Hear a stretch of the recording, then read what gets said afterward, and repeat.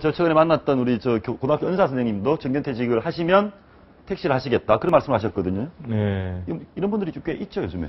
요즘 뭐 저는 택시를 타면 꼭 여쭤볼 때가 많아요. 특히 저녁에 술 한잔 먹고 갈 때는 이렇게 이런저런 얘기하게 되면서 그러시는데 최근에 또 그 조기 퇴직이나 이 구조조정 같은 것이 좀 많이 이루어지게 되면 택시 운전에 많아지는데 요즘 이게 중장년층 분들이 당연히 많아지시게 되고 그런 분들은 당연히 이제 택시 운전하기 위해서는 택시 운전 자격증에 이제 응시 자격을 갖추셔야 되는 거죠. 여기 나와 있는 것처럼 화면에 뭐 또 운전면허가 있으셔야 되고요. 있고, 예, 그다음에 20세 당연히 이상. 연령 20세 이상 넘으셔야 되고 경력은 1년 이상. 그다음에 당연히 적성 검사를 받으셔야 되겠죠. 합격률은 높을 것 같은데 이 정도면요? 아, 당연히 뭐 한 거의 75% 이상입니다. 그럼 뭐 75% 치고 한번 떨어져서 한 번 보면 다음에 한 번 더 보면 거의 된다고 봐야겠네. 예, 두 번 그렇습니다. 정도만에. 예.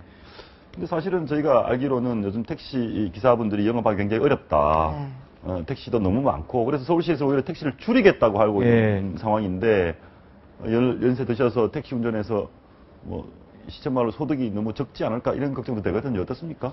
과거에는 한 몇십 년 전만 해도 택시기사분들이 그랬어요. 내가 이직돼가지고 우리 애들 대학까지 시집장가 다 보냈다. 이런 얘기 하셨는데 이젠 불가능하죠.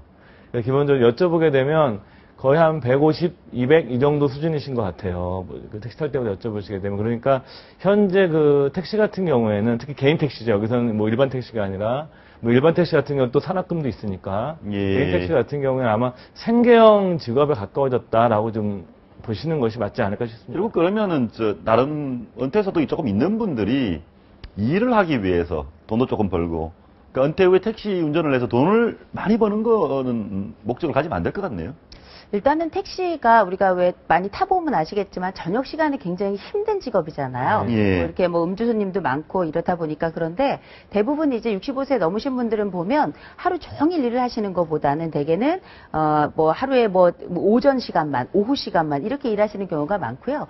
또 일이라고 하는 게 반드시 또 돈의 문제만은 아니거든요. 그렇죠. 평생 동안 일을 했던 남성이 이제 남은 이제 은퇴 이후의 삶을 어떻게 살 것인가를 볼 때 일단은 뭐 경제적인 부분도 있겠지만 일을 하면서 내가 충분히 아직도 일을 할 수 있다는 기쁨을 또 경험하고요. 또 하나는 뭐냐 요새 또 최고의 남편이라고 하면은 뭐 친절한 남편 이런 남편이 아니라 집에 없는 남편이라고 그러잖아요. 근데 그거는 반드시 꼭 집에 있어라 없어라의 문제가 아니지만 활동을 했으면 하고 또 가족들이 가지는 기대도 있는 거거든요. 그리고 일을 하는 분들은 확실히 정신적으로 더 건강합니다. 알겠습니다. 그러니까 택시 하시면서 많은 분들 만나는 게 정신 건강에도 좋다. 그렇죠.